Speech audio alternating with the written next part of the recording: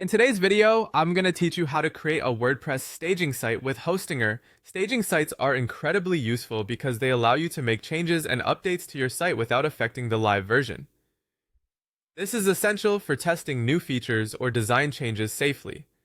So let's start by setting up a WordPress staging site using Hostinger. First, head over to your Hostinger account. Once you're logged in, locate your website among the list of hosted sites and click on the Manage button next to it. This will bring you to the control panel for that specific site where you can access various settings and options. After accessing the control panel, you'll want to direct your attention to the left side of the screen and click on WordPress. This section is dedicated to managing your WordPress installations, providing a straightforward interface for accessing the tools you need. Once you're in the WordPress section, find the Overview tab and click on it. The Overview section gives you a general peek at the health and stats of your site. It's a great place to start because it provides you with essential information that is necessary before you proceed with creating a staging site. From the Overview section, look for the Staging option and click on it.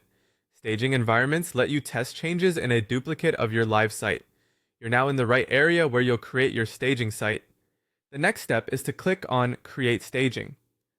Hostinger makes it simple by guiding you through the process with intuitive steps.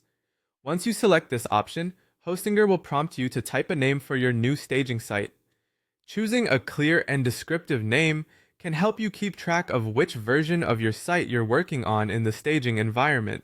After you've decided on a name, go ahead and click on the Create button to officially set up your staging site. Depending on the size of your site, this might take a few moments as Hostinger duplicates your existing website to create an exact copy in this isolated environment. Once the staging site is created, all you need to do is close the setup window. This action completes the process and ensures that the staging environment is now available for testing.